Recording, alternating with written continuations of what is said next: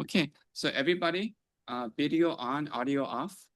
Okay, and we're gonna record this for YouTube, and we're gonna share it with all the professors at Heterodox Academy.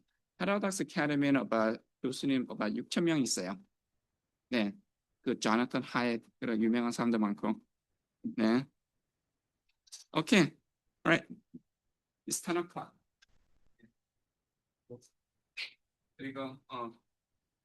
그리고 여기 PPT도 보여줄게요. 잠시만요. 이거 어떻게 작게 만들지? 잠시만요.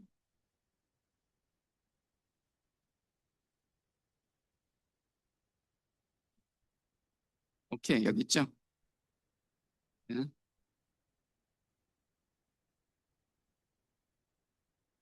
그래서 여기 PPT를 좀 쉐어하게 만들게요.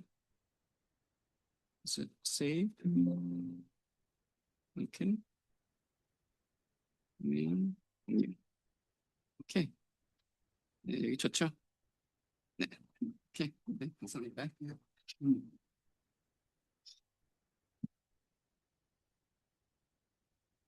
안녕하십니까. 반갑습니다. Nice to meet you.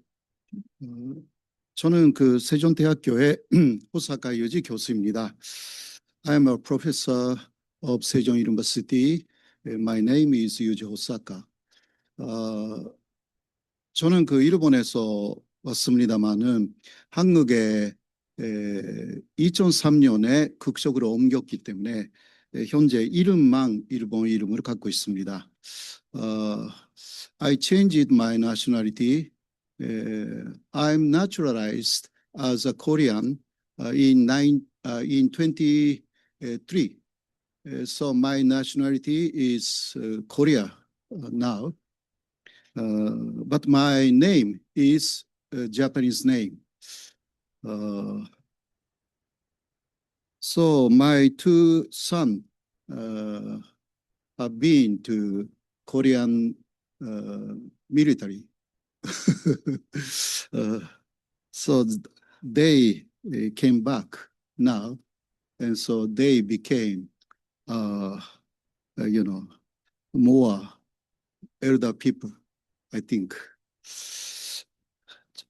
자, 시작하겠습니다. 이곳은 그 한국인의 정체성, 일제하 한국인의 극적 문제 고찰입니다. The identity of Koreans, a study on the nationality issue of Koreans under Japanese rule. 이 문제는 한국 사람으로서는 굉장히 관심이 있는 내용입니다. 이 issue is a very important issue in Korea, in South Korea. 왜냐하면 일제 간점기 때 한국 사람들은 일본 사람이었는가 혹은 한국 사람이었는가 이것이 대단히 중요한 문제이기 때문입니다. Because under Japanese rule, Koreans were Japanese or Koreans. It's very important issue in South Korea. So my English is very short and terrible, so I need translator. But so professor went anywhere else. 자,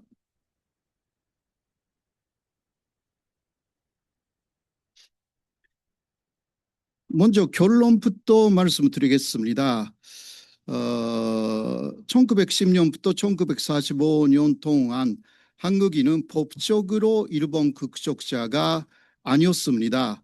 대한제국 조선의 근민, 당시는 근민이라는 개념이 없었기 때문에 그래서 이렇게 했습니다. 뭐 신민이라든가 뭐 사실 신민도 아니었는데요. 그런 내용들이 다 있습니다. 일본이 통치권을 행사했지만 극적의 자동 전환을 대입받지만 하는 행정적 법적 근거는 전혀 없고요. 오히려 분리된 신분, 등록제재, 별도의 호적이라든가 조약 체계가 유지되었을 뿐이었습니다.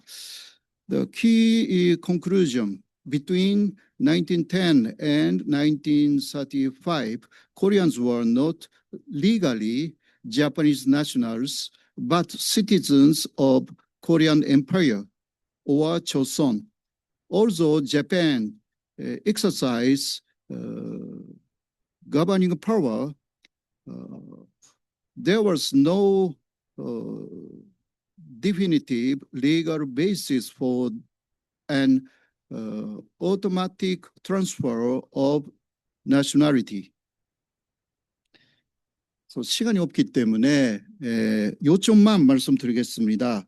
저의 주어진 시간은 20분 정도입니다. So I have no time, so I was allowed to give this lecture for 20 minutes. 일제 강점기 한국인의 국적은 일본이 아니었다라는 부분입니다. In Japanese colonial area, the nationality of Koreans was not Japan. 메이지 헌법하고 1899년 일본 국적법이 일본 시민, 국적자죠, 자격을 규정했습니다마는 일본은 한국인에게 일본 국적법을 적용하지 않았습니다. 국적은 각국의 국내법이 결정하여 국제적으로도 일률적 규칙이 존재하지 않기 때문에 병합을 했다라고 해서 국적이 자동적으로 일본이 되었다라는 일반론은 성립되지 않습니다. So Japan did not apply the Japanese nationality law to Koreans in Japanese colonial area. So no uniform international rule exists that would convert nationality automatically upon a change of sovereignty.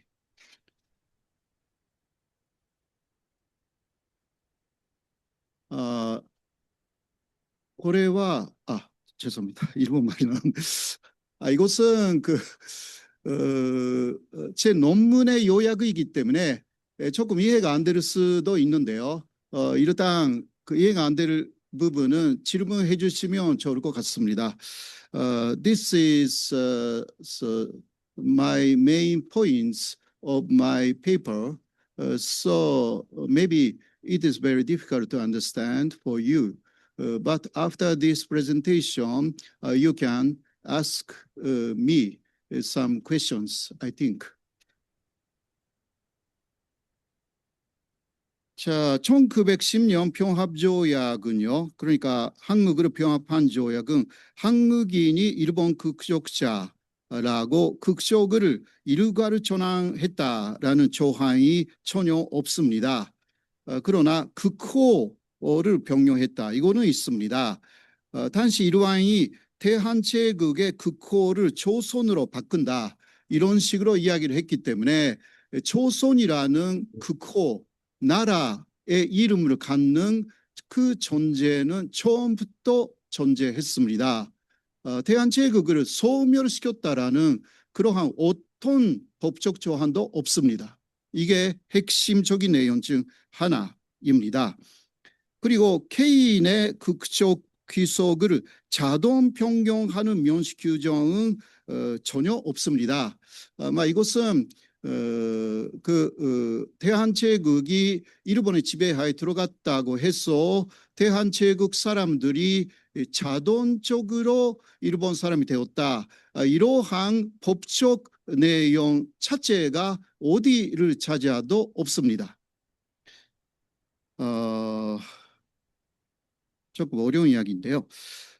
The 1910 annexation treaty contains no clause that declared Koreans to be Japanese nationals en masse. While sovereignty was declared, transferred, and the country name was altered, Korean Empire to Choson, there was no provision in the treaty changing individual nationality status automatically. 이게 핵심이니까 계속하면 시간이 엄청나게 갈 것 같아요. 자, 잠시만요. 그래도 대단히 중요한 부분은 일단 이야기를 해야 되기 때문에 실제 행정에서는 조선 사람을 폰토 호족에 편입하지 않고, 그러니까 일본 호족에 편입하지 않았습니다. 별도 체계로 관리를 했습니다. 조선 호족이 처음부터 끝까지 있었습니다. 그러니까 조선 사람들은 일본 호족을 갖지 못했고 일제간점기 내내 조선 호족에서 관리되었습니다. 이는 일본이 조선인을 편의상 통치의 객체로 두었습니다마는 법제적으로는 폰토 일본인과 통일시 하지 않았음을 증명하고 있습니다. 언어, 교육, 문화, 정책 또한 조선의 오갑 그리고 일본어 관여라는 식민지적 분리 통치의 증거로 누적되었고 이는 조선인이 별도 집단으로 취급되었음을 반증하고 있습니다. Administratively, Koreans were not incorporated into the Japanese home registers, but managed through a separate legislation system. This proves that Japan treated Korean as subject of administration rather than full legal equals of metropolitan Japanese. Language and education policies such as the suppression of Korean and imposition of Japanese confirm that Koreans were systematically treated as a distinct colonized group.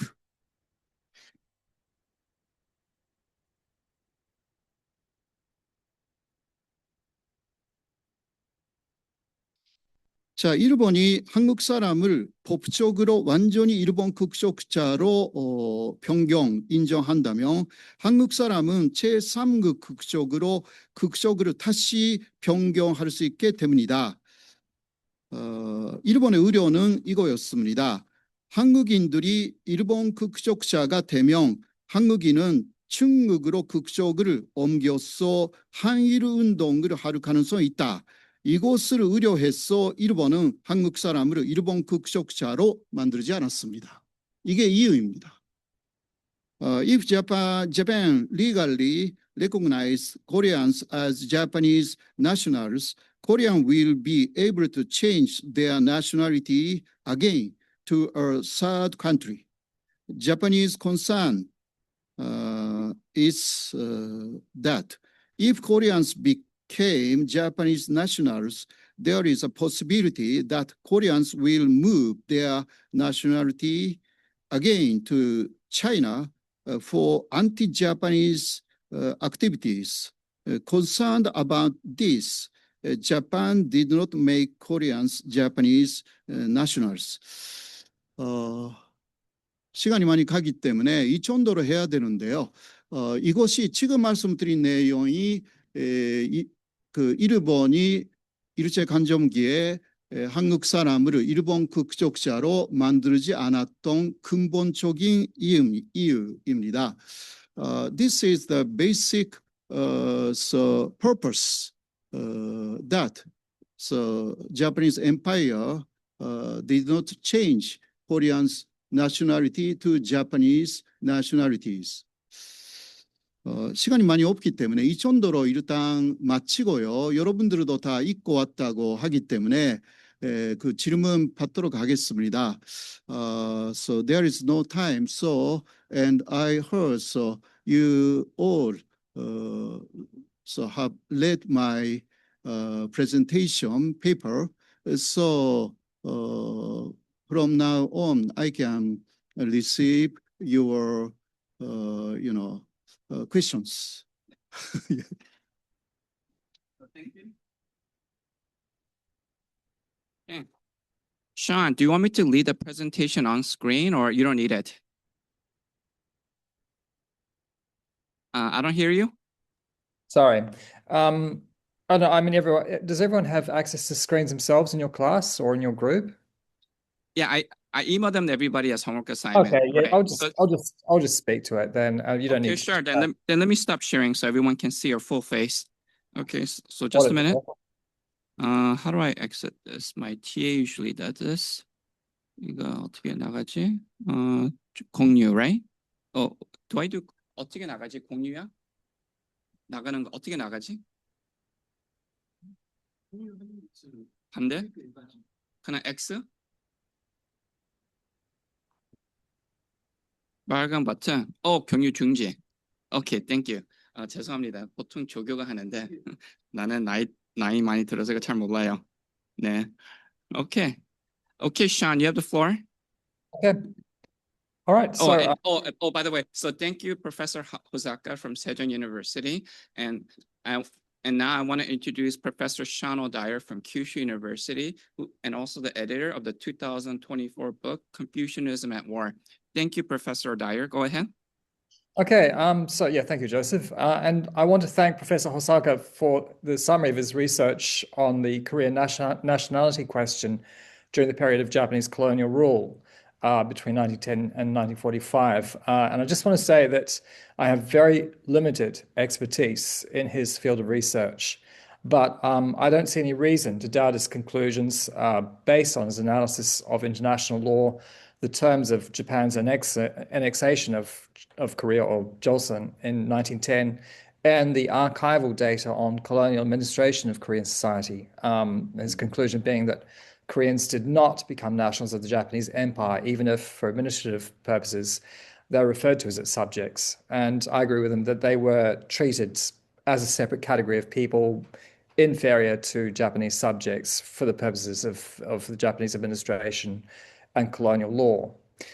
However, in my reply, I want to make reference to one aspect of Japanese colonial rule that is more connected to my own intellectual history research of the wartime era, which I've undertaken in collaboration with Korean, Japanese, Taiwanese, and Chinese scholars in two edited volumes on Japanese Confucianism, and, as Joseph pointed out, on the question of Confucianism's ideological and intellectual uses and ideological mobilizations during the 1930s and 40s, the period of the Sino-Japanese War. And that aspect is, I guess, referring to the colonial consciousness, very varied colonial consciousness of Koreans under Japanese rule, or I guess in Japanese, chokuminshi ishiki. And that aspect is the degree and extent to which Koreans under Japanese rule identify themselves as subjects of the Japanese Empire and their motives for doing so, notwithstanding what Professor Hosaka has described as their de jure status as Korean nationals through this period. And there's a lot of literature on this subject already in English, Japanese, and Korean. And really, these identifications were very, very fluid. I mean, they varied from probably a large mass of ordinary citizens who had no particular ideological commitment or loyalty to the Japanese regime, but colonial regime, but who merely had to accept it to get by in their daily lives. And then there were those, perhaps at the other extreme, who completely identified with Japanese colonial rule and aspired to be Japanese nationals as what they saw as the legitimate path for Koreans to modernity. So I want to make reference to two elite groups, for which we do have ample archival and testimonial evidence for such identification, such strong assimilationist identification with the Japanese Empire. The first group is very well known. It consisted of pioneering nationalist intellectuals active in the early 20th century or in the 1919 Korean national independence movement, who the Japanese colonial administration later cultivated and groomed, I guess you could say in a more negative sense, and who became loyalists to the Japanese Empire. These included the pioneering nationalist writer and developer of the modern Korean novel Lee Kwang-soo from 1937 on, as well as Choi Rin and Yoon Chi-ho.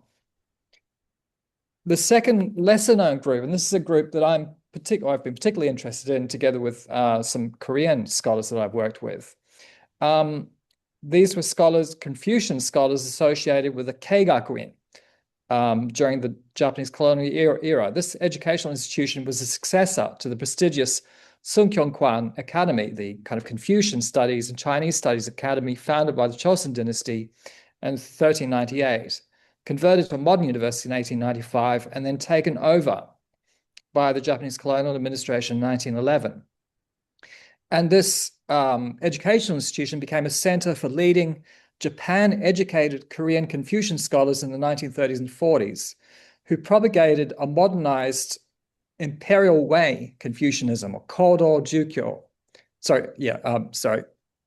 That's kanji is incorrect. That should be Kodo Jukyo rather than Odo Jukyo, which means kingly way Confucianism. Sorry, this is just a mistake in my text.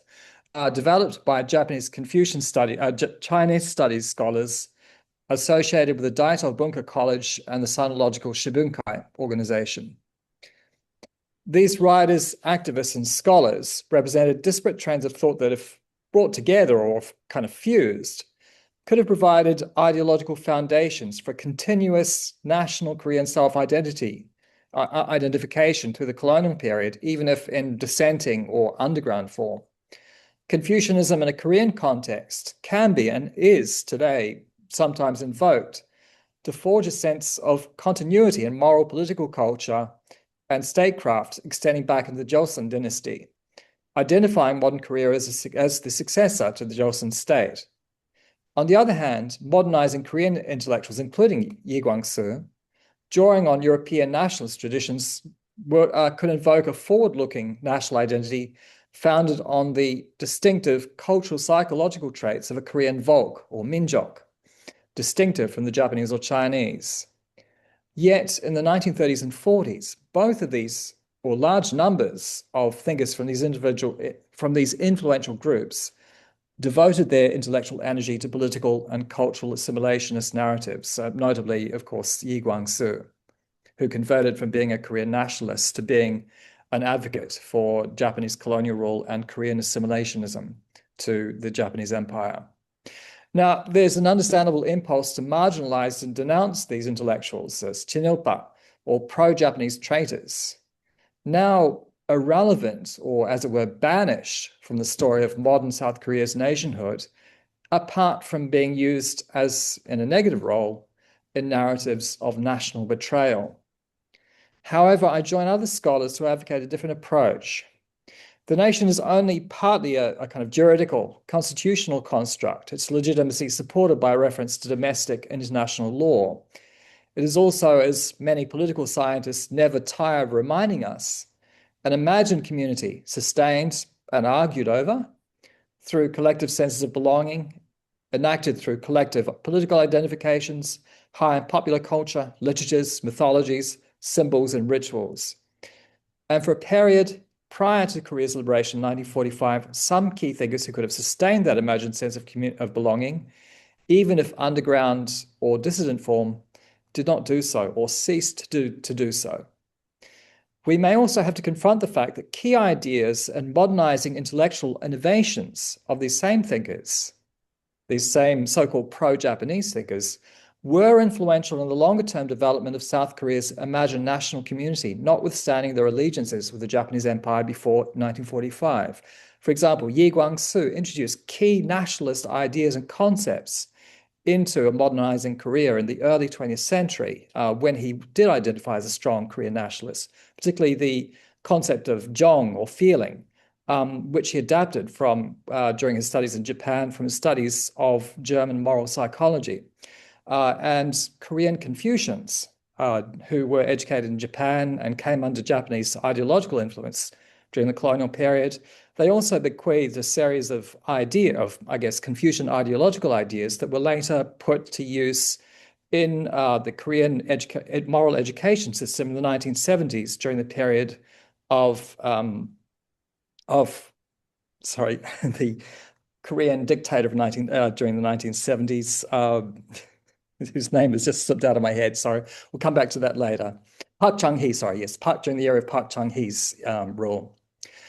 So I like the time in this reply to go into details about the whys and wherefores of the willing co-optation of these elite intellectuals by the Japanese colonial administration. But I want to make a plea for the academic freedom of scholars to pursue potentially controversial studies into these very topics.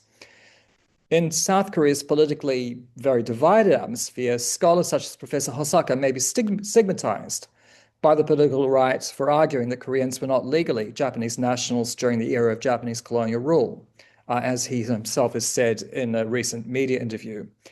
On the other hand, scholars who advocate for a more impartial assessment of the motivations, conduct, and political legacies of so-called pro-Japanese intellectuals may face accusations from the left of being themselves pro-Japanese.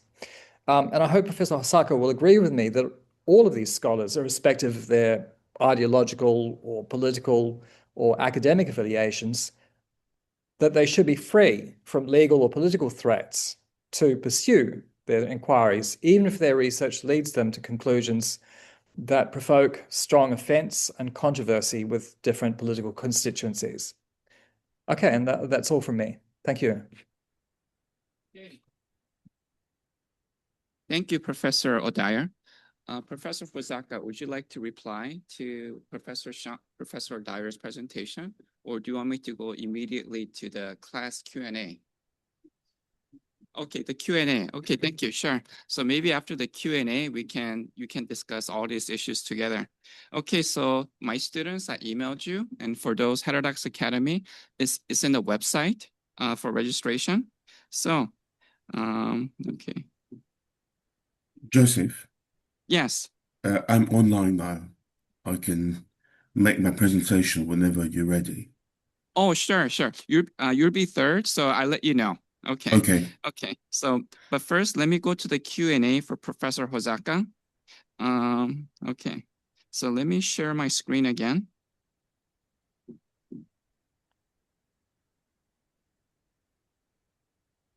So, Ernest, you can wait, so you can relax for the next 15-20 minutes, and then Okay. I give you at least a 5-minute warning.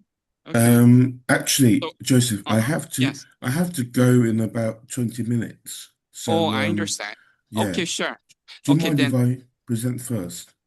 Oh, can you wait about 5 minutes then? Then I need to do the Q&A for Professor Hosaka, and then I'll let you go. Okay, thank you. All right.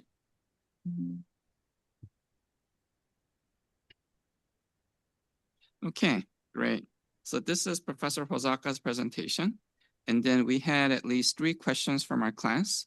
The first question is a couple of our students are fans, and they wanted to know, please share your personal journey from Japan to Korea. How did you come here, and how is it like to be an ethnic Japanese living in Korea? Number 1. And then number 2, please, you're a very active professor. You're involved in many activities. One of them is the chairman of the Democratic Party's committee to eliminate pro-Japanese historical distortion. So please explain your duties as the chairman. And specifically, recently, in 2025, Hanshin University fired sociology professor Yoon for allegedly lecturing class that, comfort women, there's not much evidence comfort women were forcibly conscripted. There's some evidence they were sold by their father or uncle. Do you consider Yoon's statement to be an example of pro-Japanese historical distortion? Should such professors be fired? And number 3, recently, the Democratic Party of Korea, Minjudang, has proposed a bill to the Constitution that says a person who defames a particular country can be, by stating false facts, will be punished by imprisonment. In addition, those who disgrace a particular country face up to 1 year in prison. If this bill is passed, do you consider Hanshin Professor Yoon's statement to defame or disgrace the nation of Korea? Okay, so 3 questions, and also what Shaun O'Dyer said.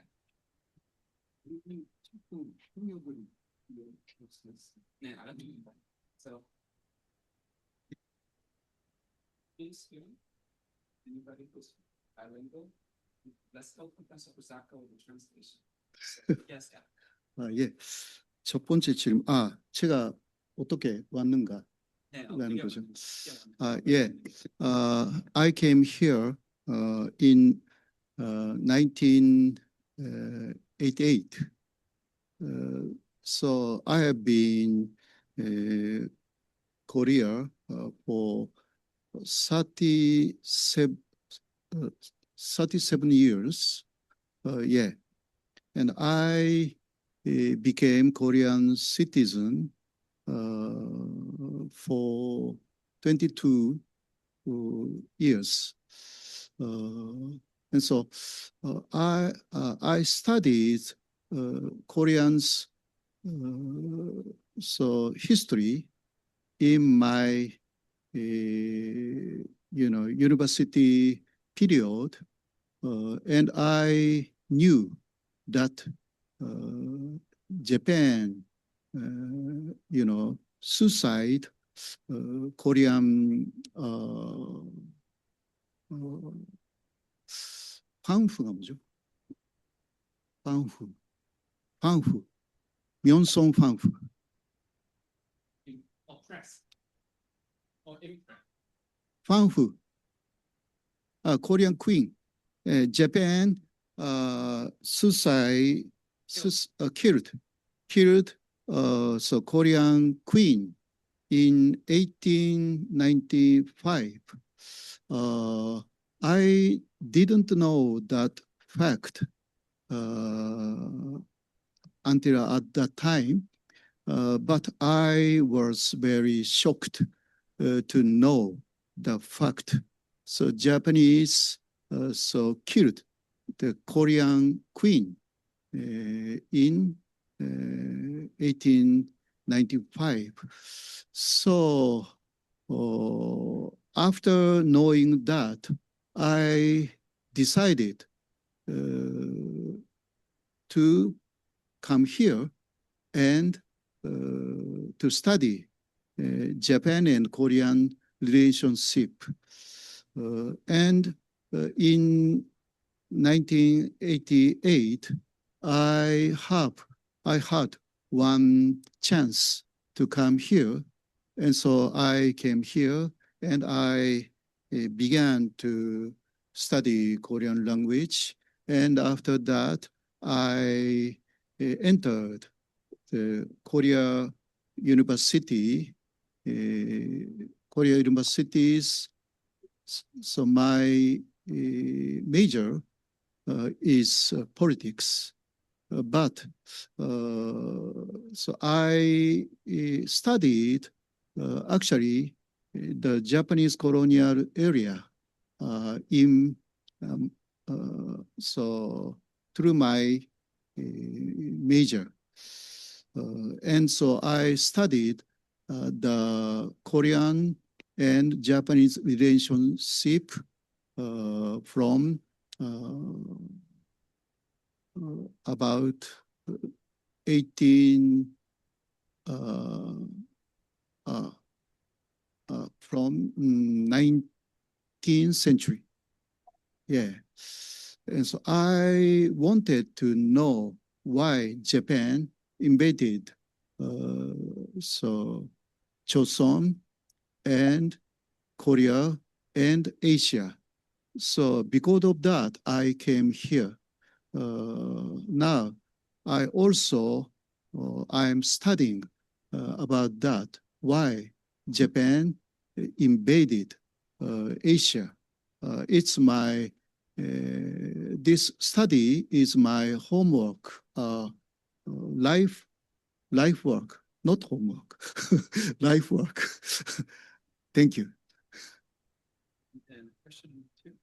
Number two, 뭐였죠? So I am also, scholar for comfort women. I published so some paper of Korean, comfort women, and I published, so that book in Korea and in Japan. And in Japan, my book about so comfort women is selling very well. Yeah. So my, I think Korean and Japanese, all,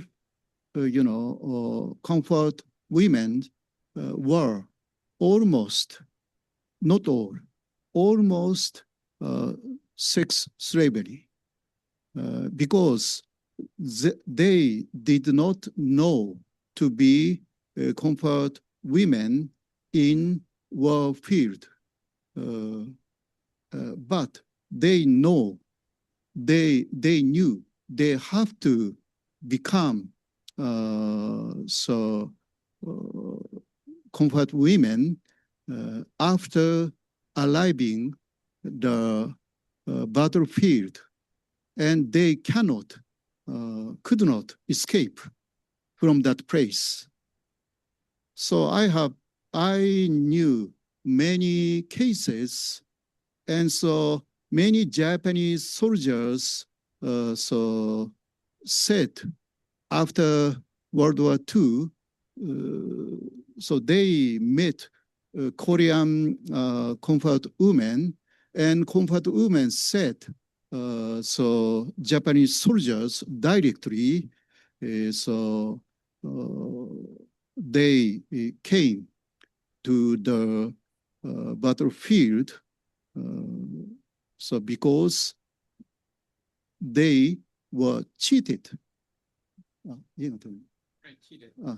Cheated. And so they knew they could become the nurse in the hospital. They were deceived. Deceived. They deceived. 또 한국말 할게요. 그래도 가끔 그 단어가 안 나오니까. And so there are so many cases that Korean comfort women in battlefield said to Japanese soldiers about their life. So they are deceived, and they didn't want to be Korean comfort women. And so their parents received some money so from the broker, and so but the broker said to their parents, so they would be a nurse or restaurant servers or so the other very good job in battlefield. And so there are many stories, but their stories were not, the job of comfort women, and not sex slavery.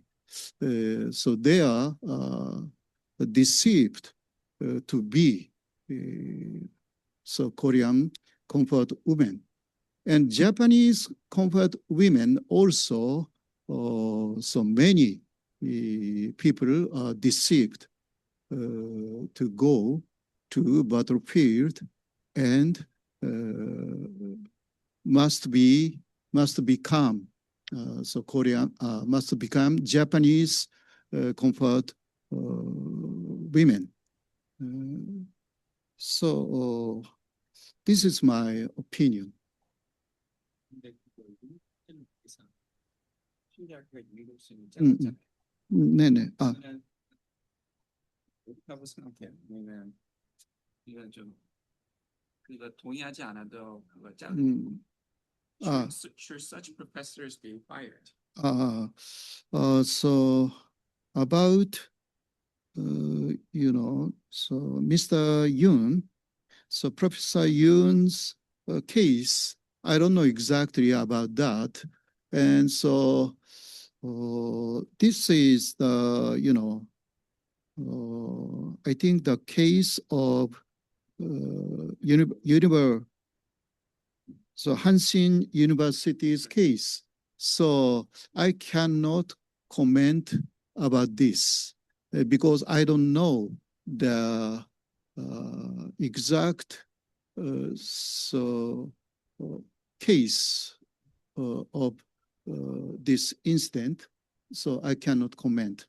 So I heard a little from this about this in a newspaper maybe, but I forgot this, and I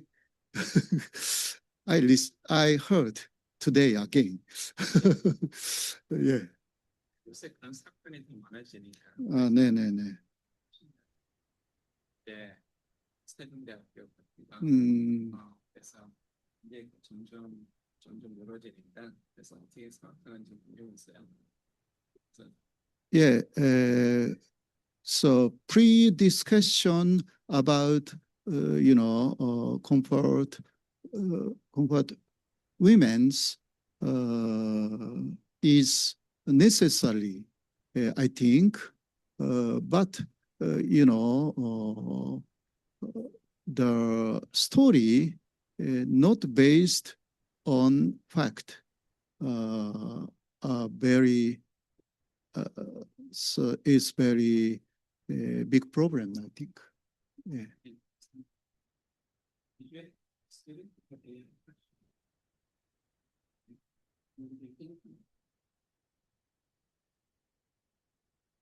몇 시까지 있을 수 있다 그랬죠? 저는 11시 반 정도면 좋겠어요. 11시까지 있을 수 있어요. 네, 감사합니다. 네네. Speaking Korean, can you translate into English? And introduce yourself. 자기 소개서. 네. 그 내용이 처음 들었는데요. 혹시 그 지금 그 일본 정부는 그때는 한국인 일본 시민이라고 주장합니다. 아니면 어떻게 그 PPT 내용은 그 일본 정부는 지금 반대하고 생각해요. 아니면 정상이?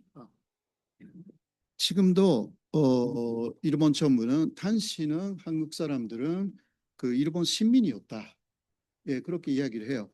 그런데 so now also Japanese government tells that in Japanese colonial area, Koreans were so Japanese subject. 예. 그래서 그 일본 국회에서 그 아베 신조 총리 때였는데 2008년 이렇게 질문이 있었어요. 자, 일본 시민이라는 게 뭐냐? 예, 라는 질문이 일본 야단 쪽에서 나왔습니다. 그래서 당시 일본 그 아베 신조 일본 총리가 그러면 일본 정부가 책임을 지고 답을 드리겠다고 해서 조사를 했어요. 조사. 그러니까 어떤 법령의 법에 그 시민이라는 게 뭐냐라는 게 나와 있었는지 당시도 예. 그렇게 조사를 했어. 한국말로 했는데 이해하셨나 모르겠어요. 예, 지금 조금 설명 예. 두 번째 스피커는 조금 빨리 나가야 되니까. 예. 여기까지 할게요. 네, 그러면 여기까지만 예. 그리고 나중 11시 반까지 있을 수 있으면 예. second speaker하고 third speaker하고 다시 또 호사카 교수 Q&A 할게요. 오케이. 예, 여기만 일단 제가 이야기를 하겠습니다. In 29, the Prime Minister Abe Shinzo answered what was a Japanese subject in the law of Japanese colonial area. And so Prime Minister Shinzo Abe answered to the questions. And he said the Japanese subject in Japanese colonial area was decided by the law of Japanese nationality. 일본 극쇼법에 의해서 신민이라는 것이 결정되었다라고 아베 신조는 대답했습니다. 그런데 아까도 이야기했지만 일본 극쇼법을 한국 사람에게 적용시키지 않았습니다.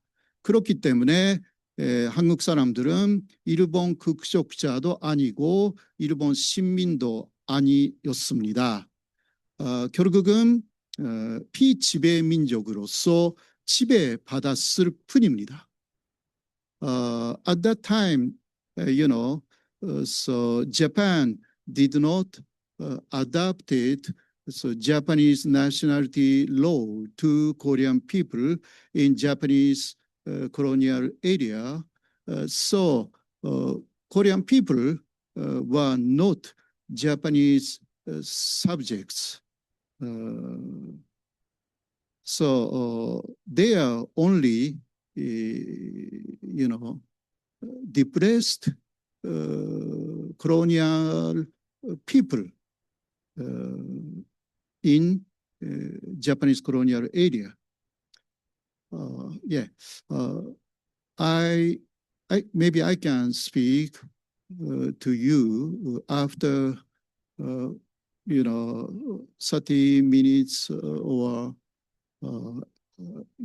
and so now I have to finish my answers. Thank you. Okay. Dr. Ernest Leung, sorry about that. I know you have to leave soon. How many minutes do you have left? 10, 12 minutes. Okay, sure.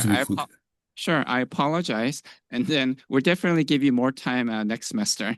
But Ernest, we do want to hear from you. Can you speak for 10, 12 minutes? Yeah, and then right. I did share your PPT with everyone here. Okay, go ahead.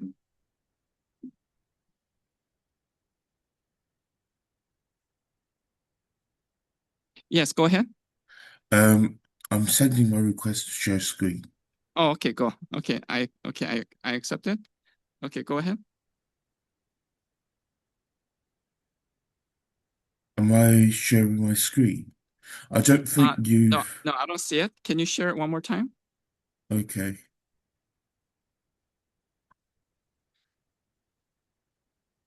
Okay, we see it now. Thank you. Okay, right. So my talk is on a very different subject and a different level compared to the other two presenters. I gave a talk on this subject last night at Tokyo University, and it lasted for a whole hour. So I don't expect to be able to replicate that talk today, given that I've only got 15 minutes or so. But I'll go through the main contents, and perhaps Joseph can then send out an essay that I wrote on the subject, which probably explains it in slightly more detail than I can verbally today. The two previous presenters were talking about national identity and imagined communities and government women. What I'm going to talk about is the a forgotten possibility during the First World War for Sino-Japanese relations to go in a very different direction. That it need not always end up in a cycle of conquering and resisting. There could have been a relationship of mutual aid, and in fact, the Nishihara loans, Nishihara being the second person on the left in the hat, Nishihara actually proposed a sort of Japanese Marshall Plan for China in 1917, together with a Bretton Woods kind of currency arrangement between the Chinese yuan and the Japanese yen coupled to gold.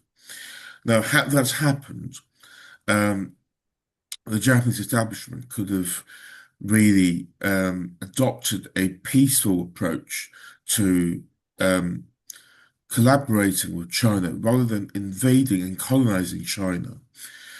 And it's very important to talk about this now because Sino-Japanese relations are at its lowest ebb, really, for decades. And when I left Hong Kong on the 28th of November, it seemed as if there was going to be even war. So the purpose of my presentation is to provide the mental resources to conceptualize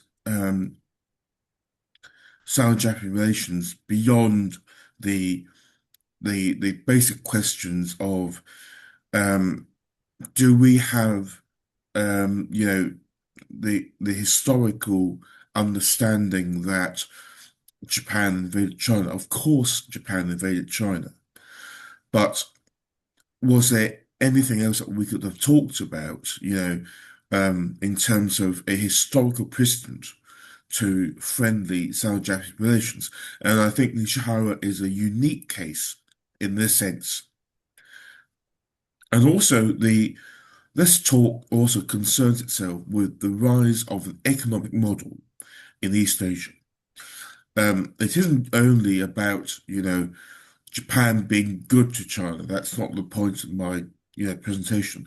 The point of the presentation is to point out that state socialism was something that arose in East Asia and became the main developmental model in East Asia as distinct from the rest of the world. So when people ask, what is East Asia?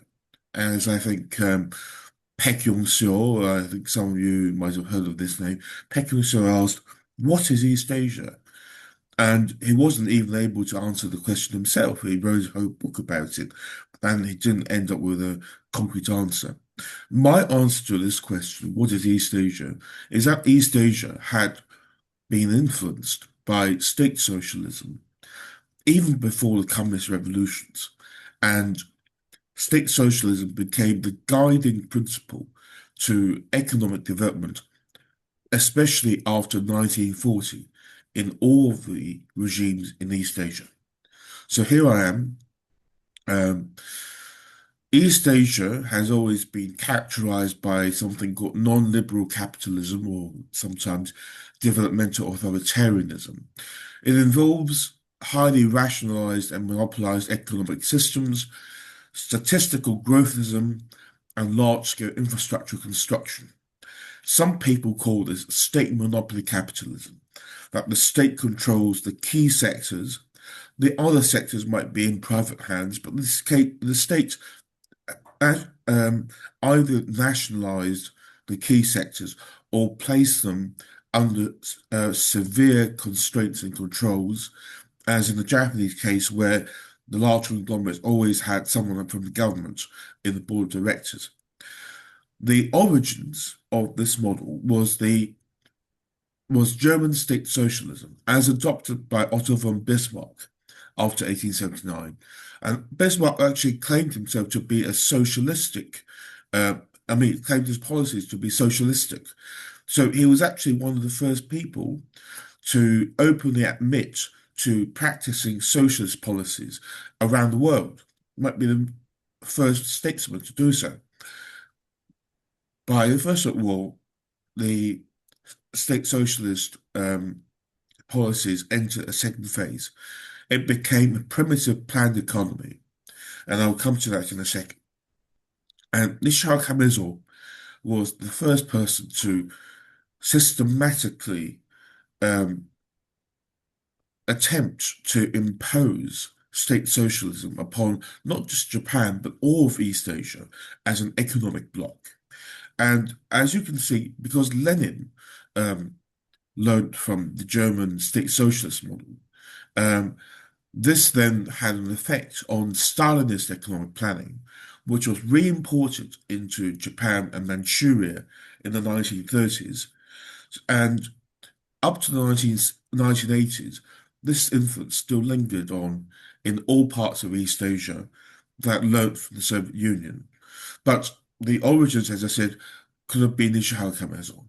Nishihara tried to have a socialist or state socialist bloc in East Asia long before communist movements became ripe for this particular end. So I'll quickly go through some of the ideological origins of German state socialism. There was something called Saint-Simonianism, which was, of course, French. And what Saint-Simon argued was that the state should be managed by productive classes rather than nobles. He proposed huge infrastructure projects such as the Panama and Suez canals. And when he died, his disciples split into left and right. The Saint-Simonian left was Constantin Pecker, and his idea of society being a huge democratically elected workshop with planned production, with planned targets for each province. The Saint-Simonian right was represented by the Perret brothers, who founded the first industrial investment bank, the Crédit Mobilier, in the 1840s. And they were lending money to infrastructural and industrial projects, which, these were long-term loans rather than short-term loans with speculative gain. Long-term loans, low interest, and, this is the sort of thing that you would see later on in North and South Korea. North Korea took over the Saint-Simonian left-wing model of a totally planned economy. South Korea and Japan took over the Saint-Simonian right-wing model, which meant that finance became important, but it was subjected to the control of the state, and then finance pumped money into long-term industrial and infrastructure projects. And then there was Friedrich List, who was also influenced by Alexander Hamilton. And Friedrich List argued for something like a co-prosperity sphere, but for Europe. And in 1879, Otto von Bismarck, after 10 years of economic depression, decided to abandon laissez-faire and to adopt Listianism and state socialism, as it was argued by a number of academics who was close to Bismarck. And this was being translated into Japanese in 1889. This was also a conflict between the statists in economics, Oshin Masadamasu and Komputer who were against Prime Minister Matsukata Masayoshi, who was in charge of a deflationary and austerity guided economic policy at the time. So Tomita and Oshima organized something called the National Association for Economics, which was managed by Komuchi Tomotsune from 1892 onwards. And Komuchi is important here because Komuchi was the teacher of Nishihara Kamezo. And Nishihara took a lot of his ideas from the National Association of Economics, and thus he was inheriting the mantle of Listianism and Saint-Simonianism. Walter Rathenau was a German financier and industrialist. And in 1914, when Germany had no plans to prosecute a long-term war, Rathenau saw that the war wasn't going to be ending by Christmas 1914. He knew that the war would have to last for years and years. So he then volunteered to head the raw material section of the Ministry of War. And the raw material section became the largest economic organization that the world had seen by then. It was so large, it was using punch card computers manufactured by a subsidiary of the IBM in Germany called Dihomag. So it was big data at its first, incarnation. And Walter Rathenau was talking about state-controlled raw materials, import substitution, and having war corporations in each industrial sector. And you would see that coming back in the 1940s, where a lot of these countries had, say, if I have steel, then there's one steel corporation. If I have oil, there's one oil corporation, and so on and so forth. That came from Rathenau in 1914. He also was a bit left-wing. He had made concessions to collective bargaining, and he was arguing for the breaking up of large aristocratic estates and to turn them into farmers' cooperatives by the end of the war. Lenin saw all of that, and he argued that Rathenau was inventing something called state monopoly capitalism, which was the term that I talked about at the first in one of the first slides. And Lenin was saying that there is absolutely no intermediary step between state monopoly capitalism and socialist economics, which means that whatever Rathenau was doing was actually socialist without the workers' revolution. And once the workers' revolution had happened, Rathenau's system would immediately become a socialist, a communist economic system. Another thing to take in mind is that in June 1916, the Paris Economy Pact came into being, and they were all talking about having regional economic blocks. So that influenced Japan. And so the main reason why none of you might have heard of Nishihara loans is because a lot of works don't talk about him, even if they should have talked about him. So works on Japanese diplomacy ignore him, works on Pan-Asianism ignore him. Nishihara was assumed to be just a ronin, a samurai gangster who doesn't really have the education in order to think about complicated economic problems.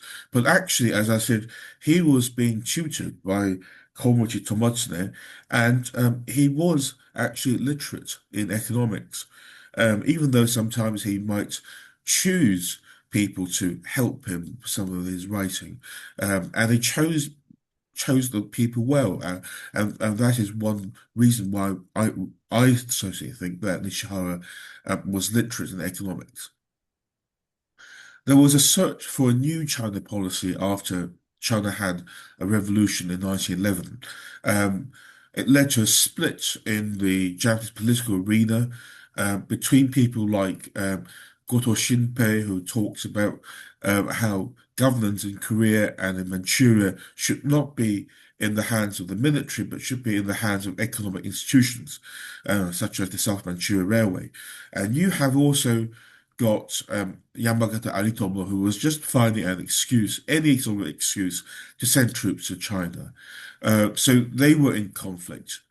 And then Shibusawa Eiichi, as a lot of you might know, was a veteran entrepreneur with Confucian principles in mind. He contacted the Chinese Ministry of Agriculture and Commerce under Jiang Zemin, and they said, well, we should have a joint governmental industrial cooperation between China and Japan. Unfortunately, he started this proposal just before the outbreak of the First World War, so nothing happened until 1917. But in between, there was something called the 21 Demands, which was a Japanese attempt to make China a sort of protectorate and to, place all sorts of constraints upon Chinese national rights. And Teruji Masatake, who was the governor of Korea at the time, although he had a rather brutal record in running Korea, he was posted to France during the 1880s for 10 years, and he said that the 21 Demands is a total farce. It would lead to China and Japan becoming eternal enemies, and it would be just like Germany and France during much of the late 19th century until the First World War. And reportedly, when he said this, he had tears on his face. So when Teruji Masatake became Prime Minister of Japan in 1916, he then hired Nishihara as his assistant to seek a new China policy. And this then relates to the annexation of Korea, because Nishihara and Komichi Tomotsune had started something called the Ujinhui in Korea. They wanted to reform Korea to make it economically possible for Japan to invest in Korea. They didn't actually want to annex Korea. But then Ito Hirobumi, who was Komichi Tomotsune's political rival, came to Korea as sort of resident governor and in 1905. And then he arrested the main leaders of the Ujinhui, and they were released on the condition that they support Japanese annexation of Korea. So Nishihara then withdrew from Korean politics, even though he remained critical of Ito Hirobumi from the 1900s. And when Teruji Masatake replaced Ito Hirobumi when he was assassinated in Harbin, Nishihara became his assistant, and he then went on to become assistant to Teruji when he became Prime Minister of Japan in 1916. And at the time, there was something called the Movement for National Economic Renovation, which was started by the Association for Social Policy, led by a bunch of academics from the from the left, in all sorts of academic positions. Unfortunately, they backed out of the movement just before it was meant to begin. So Nishihara fought a very lonely battle to promote this movement for national economic renovation, and wrote a book called The Strategy for Economic State Building, which was published in late October 1918. Unfortunately, that was too late to save Teruji Masatake from having to resign due to the rice riots in Japan. The rice riots happened because there was inflation, and inflation was one thing that Nishihara was trying to tame with his advocacy for planned economics. So Nishihara was talking about the German economic system as being organized and concentrated, and that the Japanese laissez-faire model lacked a common track. He came up with the statistics that Japan was making 60 yen per capita in terms of national income, as opposed to 442 yen per capita in the UK. And they thought that if Japan should raise its GNP per capita to above 200 yen, it would need thorough industrial policy. That meant total planning in the economic arena. And he said the requirement of the new era is a controlled economic state socialism that promotes the upward growth of popular living standards. And he actually argued that we shouldn't be focusing on military expansion and ignoring the needs of the general populace. He also advocated land reform, which was actually more strict than the version implemented by the American occupational authorities in 1946. The Americans gave 4 hectares to each family. Nishihara gave only 2. He argued also for cooperatives being the basic administrative units in the countryside, that everyone would be assigned to one cooperative. And this is really not a million miles away from the people's communes in Maoist China. He was also inspired by the war corporation model, and he argued for a single imperial commodities corporation which would buy from the cooperatives all the produce and sell it in city centre department stores connected to warehouses using electric railways. And then sites would be chosen for constructing hydroelectric dams to pump electricity to industrial zones, which would then create the taxes to pay for workers' housing and road construction. So he was already thinking about the concept of tanchi, the Japanese public housing estates, and those would have been built in industrial zones making export goods. He also realized that Japan's national policy should be consistent with the shortcut to realizing the industrial development and national unification that is eagerly anticipated by the 400 million Chinese population.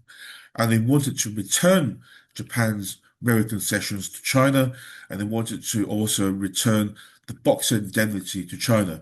So the Boxer Indemnity happened in 1900 because there was a Boxer Revolution in China against the foreign powers, and that was put down by the foreign powers.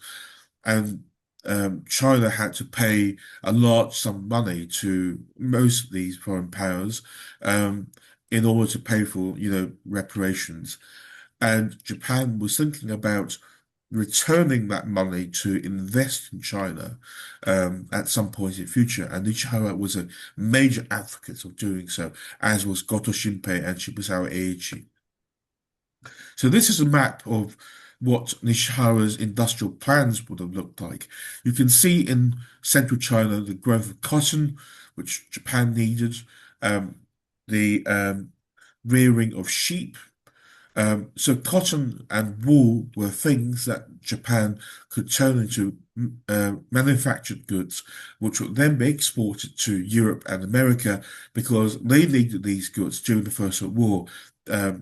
They needed raw material in large quantities. And there would have been a Central Asian Transversal Railway linking northwestern China, in fact, linking Qingdao, where the beer comes from, Qingdao to the Baghdad Railway and onwards to the Mediterranean and Paris. So here we come to another aspect of the question. China also had a state socialist movement from the 1900s onwards. Liang Qichao is a particularly important person because he was an establishmentarian thinker. He was a constitutional monarchist and became a statist and republican by the early 1910s during the revolution. And he said that state socialism miraculously matches the nature of Chinese history, because it's an extremely autocratic method of organization to put into practice a spirit of extreme equality. And Yang Du had a theory called the theory of gold and iron instead of blood and iron, as in Germany. And he lectured the nobles in Peking. He argued that China should adopt economic militarism and should prioritize production before distribution to prevent a socialist revolution. Sheng Xianhua was Minister of Communications, and he tried to nationalize the railways in 1911 on the Japanese inspiration, but that ignited the Republican Revolution, and after that, the Kuomintang, which was of course the Revolutionary League before the revolution started, they were saying that we shouldn't be returning these nationalized railways to their original owners because railway nationalization is state socialism. State socialism should promote even and rapid economic development in this country. And that was picked up by the northern former imperial bureaucratic establishment. Zhou Xuexi and Zhang Jian were former imperial ministers who became Republican ministers, and they were both arguing for state socialism. By 1916, there was already a proposal for a national insurance board that would have followed Bismarck's and Lloyd George's model, and that would have had workers' insurance, seculars insurance, and that sort of thing. Nishihara then. Ernest, can you wrap up in a minute? Yep. Nishihara then argued for massive investment in China. And one of the items on this list was something called the National First Steelworks of the Republic of China, which didn't happen due to a number of reasons. Chinese bureaucrats were skeptical sometimes of Nishihara's intentions, and Nishihara himself was being opposed by some of the Japanese conglomerates who had interest in China. But the important thing about this particular proposal for Chinese steel industry, is that it was written by Chinese technocrats. Ding Wenjiang and Wen Wenhao became very important indeed from 1930s onwards under the nationalist regime, and Wen Wenhao defected to the PRC in 1949. And then Nishihara continued to be against war throughout the 1930s. There was a conference in 1932, and he said he was not optimistic at all about sending troops to China. Setting up a new regime in Manchuria meant trouble. Domestic reform was more important, and that if they invaded China for a longer period of time, it would only accelerate China's communist movement, which of course was precisely what happened. So in his autobiography, he regretted for being unable to stop Japan's slide into fascism and the meaningless war with China.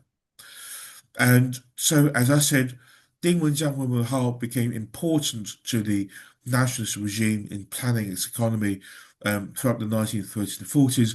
Wen Wenhao actually became Prime Minister of China in 1947. And in Manchuria, as in colonial Korea, state socialism was being promoted by people associated with Nishihara.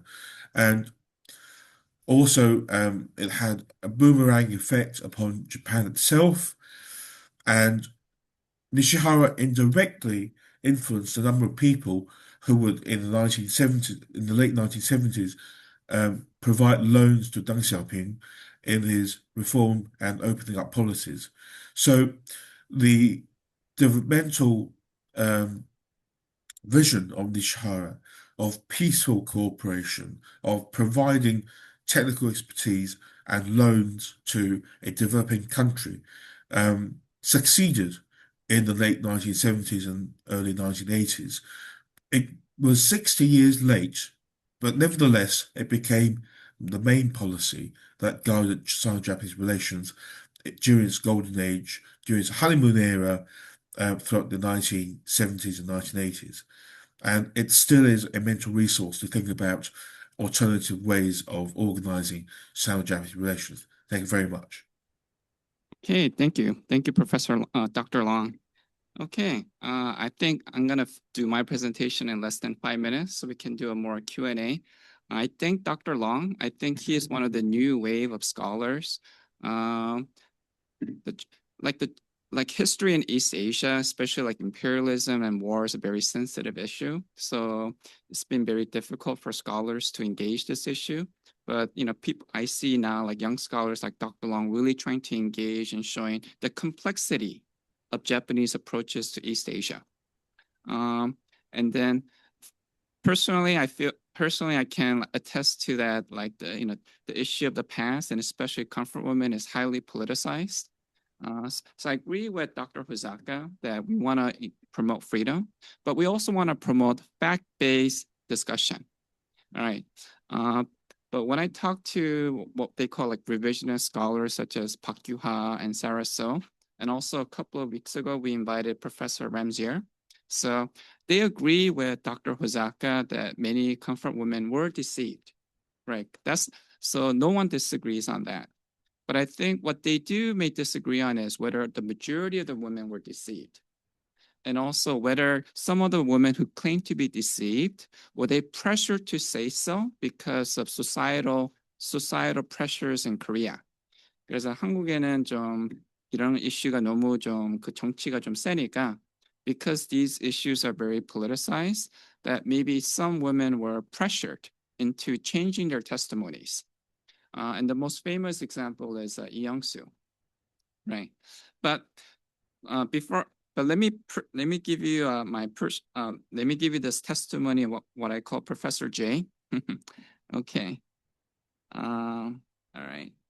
So in my class, I try to invite professors with different perspectives, and then I'm involved in North Korea initiatives, and then one of my contacts in North Korea, reconciliation with North Korea, contacted Professor Hosaka, and and I heard that Professor Hosaka replied, "Oh, are you talking about Joseph E? He's a famous New Right professor." 그렇게 대답했어요. 그거 나 친구가 호사카 교수 연락했을 때 이거 조셉이 좀 그 뉴라이트 교수 아니라고 그렇게 제가 그냥 들었다고. Right. So I was half honored, like wow, Professor Hosaka heard about me. 나 들었다고. 그런데 New Right 들었다고 그거는 조금 기분 안 좋았어요. So I was very happy that Professor Hosaka heard about me. Not happy that he heard that I was a New Right professor. So I wanted to briefly share what I call Professor J's testimony. This is an article that's coming out in Heterodox Academy's magazine. 그게 잡지에 나올 거예요. 내가 왜 이걸? So I think the reason. So my life history is very similar to Hosaka. 저도 아들 2명 있어요. 그리고 저도 한국에 왔었어요. 네, 저는 원래 광주에 태어났는데 I was born in 전라도 광주, but I grew up in America. So I'm very American. And then 근데 미국의 어떤 교수 자리가 it didn't work out. My professor job in America didn't work out. So Korea gave me a second chance. And I thought this is great. I'm from Korea. I love Korea. And I worked really hard. Okay, and I did many publications. But one thing bothered me was that in my class one time there was a Japanese student called Yunko, and she experienced anti-Japan incident. And so she told me that she was taking the subway. She was calling her friend on the cell phone and talking Japanese. And then a man said, "Hey, damn the child of the Caesar. Go out from Korea as soon as possible." So she was so shocked from that incident. She didn't come to class for a couple of weeks. So I was worried about her. And then when she came, she shared her story. And so ever since that incident, I was very interested in why do we have such strong anti-Japan sentiment in Korea? Because I love Korea. I want Korea to be open and friendly to everyone. And so I began researching more about the history. And I read books from like Park Yu-ha, Sarah So, and other scholars. And then I realized that, the comfort woman is a very sensitive, important, and complex issue. And so I wanted to share what I learned. And so in my class, we read the book Sarah So. 그 Sarah So 그거 읽고 그리고 I also organized field trip to 그 나눔의 집, house sharing, because I wanted my students to be exposed to different perspectives. This is Professor J talking, not me, and for students to make their own judgment. And so if you read this document, my students, they went on the field trip. This was in 2014, and they discussed what they learned at the house of sharing and by talking to different comfort women.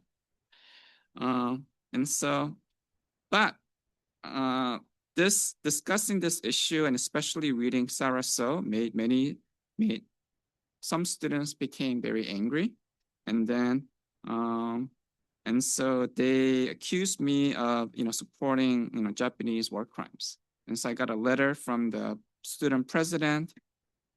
The student union heard of your statement in class. We and many students seriously worried because it can be advocating war crimes and totalitarianism. So we need your official position and apologies for this issue. But the problem is that instead of asking me debating this during class, they sent me this letter after final exam when I was in America during winter break. And this was a time when my contract was being renewed.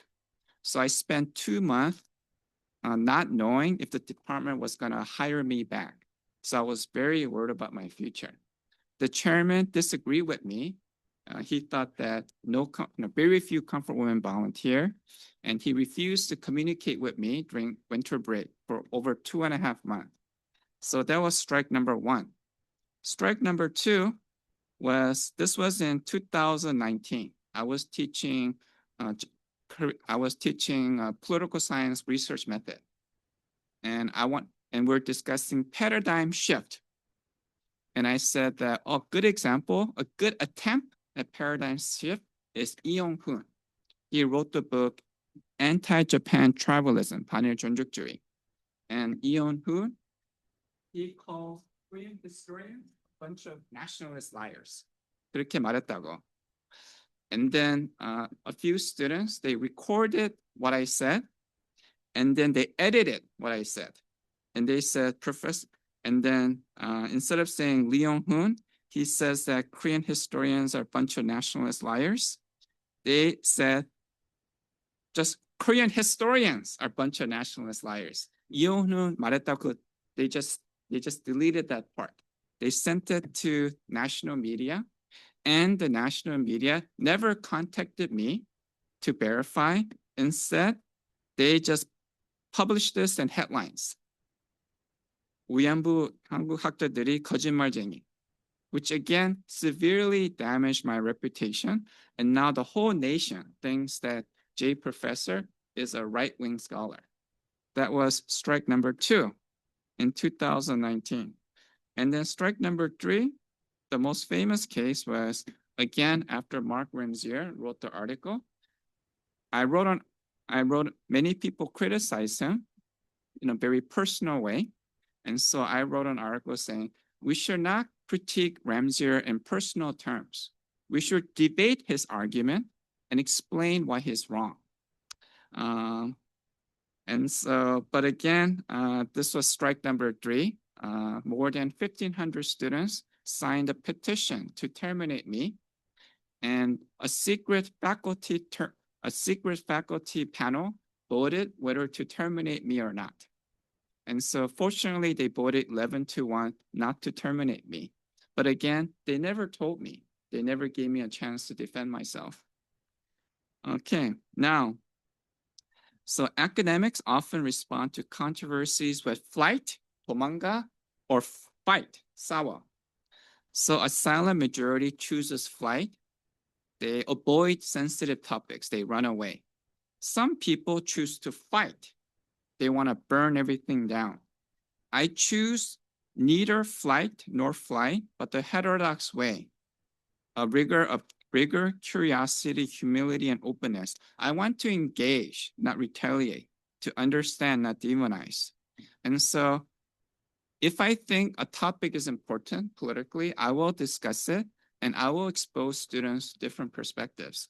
I will invite Professor Hosaka, who is a hero of the progressive people in Korea, Japan, and America. I will also invite Ramzier, who is a hero to many, right-wing people in both Korea, Japan, and US.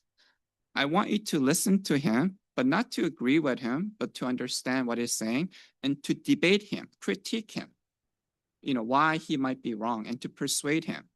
Because like Jonathan Wright, I believe in the constitutional knowledge. I think it's very important for professors to help develop a consensus on what actually happened. What are the real facts? That this is important for science. It's also important for democracy. And that's why I'm very happy and glad that Ramzier came 2 weeks ago. And I'm very happy that Professor Hosaka came today.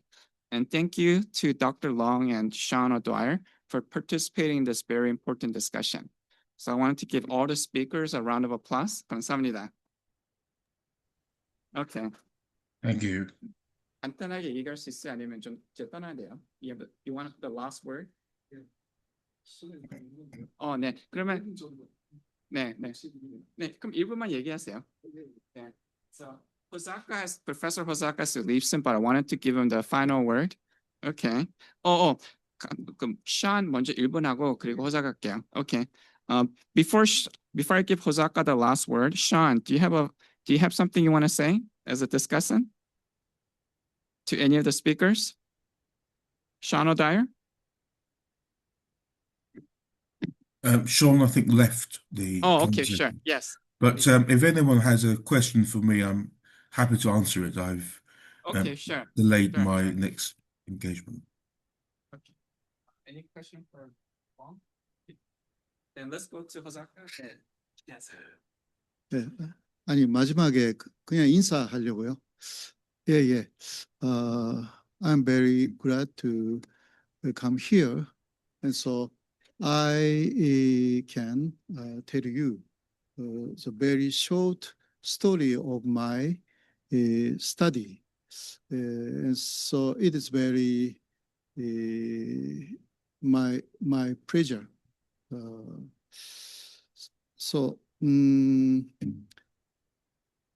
And I studied from 1998 about Dr. issue, Dr. Takeshima issue, and I published several doctor books in Korea and Japan. And Japanese people also buy my books.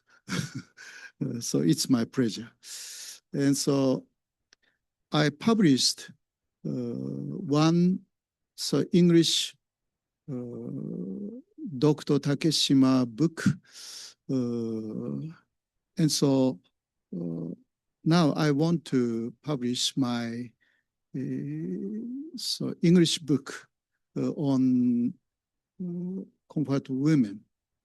Maybe next year I will publish my comfort women books in English.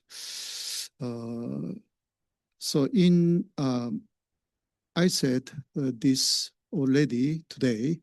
My book of comfort women is selling very well in Japan because the document of Japanese government and Japanese army about comfort women. So I wrote in my book in nowadays Japanese. So many Japanese can read very easily. So the historical documents. Until now, almost all scholars wrote in the old-fashioned Japanese about documents, but I wrote in contemporary Japanese. So because of that, my book of comfort women very, sold very well. Yeah. So thank you very much. It's my pleasure today. And so Dr. Joseph Lee wanted me to come here. And so today, so I was very happy to meet him. Me too. Thank you. Yeah, thank you. Thank you. Oh, 우리 이제 사진 찍을까요? Uh, Dr. Leung, please stay. We're gonna take a group picture. So we're gonna take your picture on the screen. So just stay on the screen. Okay. Okay. 오케이. 우리 여기 다 사진 찍어요. 네, 내가 간단하게 여기 보자. Okay. Everybody stand next to Dr. Long and Dr. Hosaka.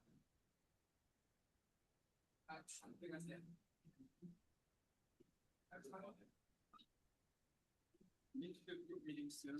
Unless anyone. I should put on a tie. Let me quickly.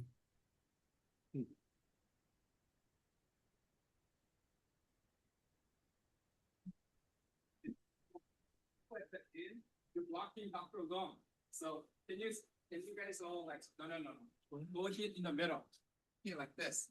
Like 앉았어. Okay? 앉았어. Okay, people on the left. Come on. Yeah, people on the over there. 앉았어. Sit down.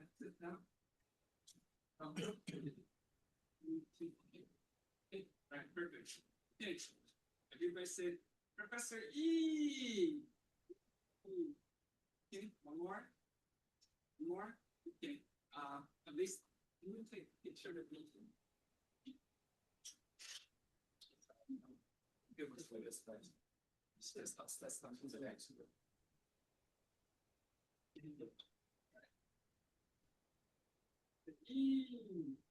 And then peace, love, 사랑, love between Korea and Japan. 네, 감사합니다. 감사합니다. Alright.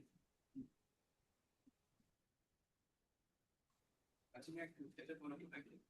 네, 그리고 오늘 파티나 정말 많은 걸 굉장히 내가 그냥 감고 있을 수 있어요. 저는 네, 알았습니다.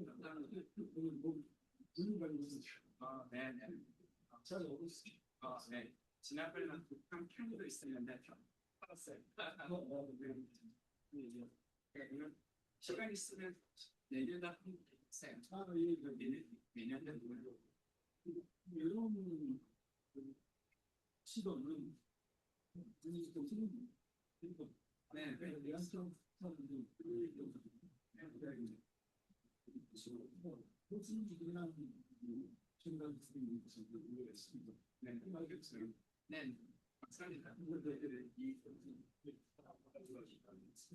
Yes, Dr. Long. Yes. For you. I just had a quick question. Yeah. I haven't really researched much in like your area of expertise, but it was very interesting. So I was wondering, is there any books or other material that you would suggest to kind of start learning about socialism in East Asia and this kind of subject in general? Is there any like starter material you would suggest? Right. So first of all, I can recommend you to look at my name on the internet, Ernest Ming Tak Leung, MING-TAK, Ernest Ming Tak Leung. I've written several articles online about this topic and related topics. Those will have a list of references which you can also browse.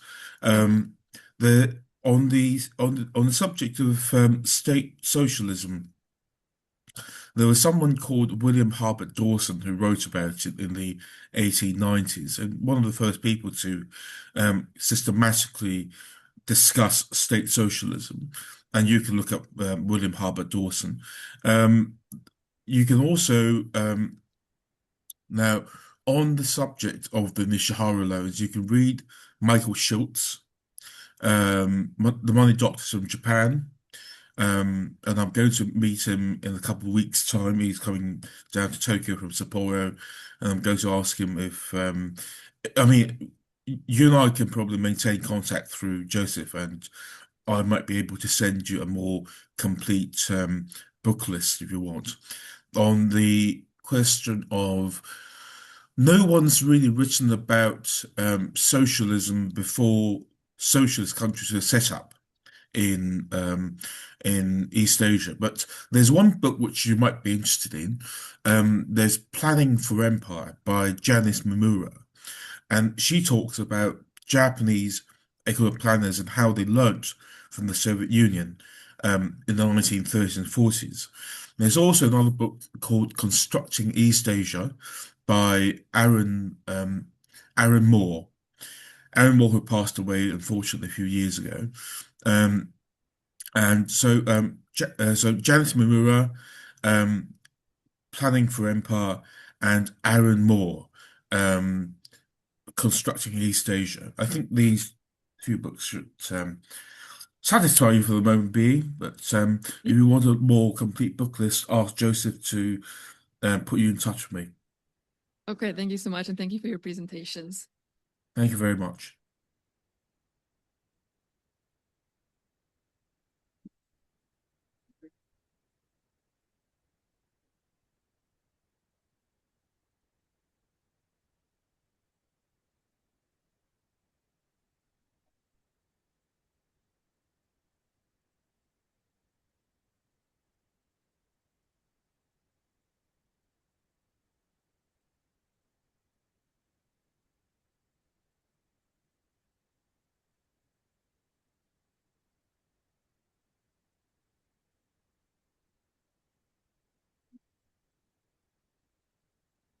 Anything else? Anyone?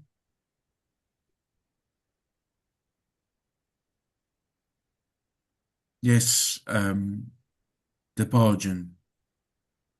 Yes, Ernest, thank you. Hello, am I audible? Okay, Ernest, I think we're done. Thank you very much. No, I think the Bargain has a question, right? Well, who had a question? Hello, The am I audible? Bargain. Oh, yes, go ahead. Yes, go ahead. Yeah, Debarjan, go ahead, ask your question. Hello, am I audible? Yes, yes. By the I'm way, so I sorry. have It took me so much time to. go ahead. I'll keep it very short. I understand there's a constraint on time. I'll keep it very, very short. Right. So it is like 2:42 a.m. where I'm from. So naturally, I don't think it was the ideal time for me to compile everything when you were saying, and it sounded really interesting for however much of the session I was from. Is there anywhere I can access more papers or more research in the similar line from you? And or is there any way I can, get a hold of the recording of this seminar? Because I would love to revisit because I'm writing my dissertation on East Asia. Oh, Debarjan, if you're interested, I again ask Joseph to put you in touch with me, and also to the lady who asked me the previous question. I can send you the link to my PhD dissertation, which I completed in July, and it's now online on the Chinese University of Hong Kong online repository, and you should be able to read it online, and I'll be happy to answer any further questions that you might have on this regard. Yes, That on the would Zoom be chat, I lovely. posted my email, and then I'm recording this, and everything will be on YouTube. So if you email me, I'll go ahead and I'll send you the YouTube link, which will be up in a day or two. Oh, all right. Thank you, thank you so much. Okay, great. Ernest, do you want to, Ernest, do you want to put up your email on the Zoom chat so he can email you Personally, directly? yes. Okay. Write it now.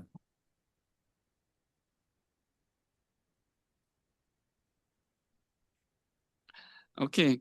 Okay. Is it okay? Again, thank you very much. Thank you so much for your time, Ernest. I hope to see you Thank you. again next semester. Certainly. Okay. I know you're busy, so good luck. Have a nice day. Have a nice day as well. Thank you. Yes. Okay, and then Debarjim, good night. Thank you for staying up so late. It was really a pleasure. Thank you so much. Thank you so much Okay, for having me. thank you. Did you hear about this from HNet or from Facebook? I heard about it from HXA. Yes, I got an email and I thought, well, this is worth staying the night for. Oh, thank you. Thank you so much. Okay, have a good night. Bye-bye. You, Good night. bye bye. Thank you. Good night.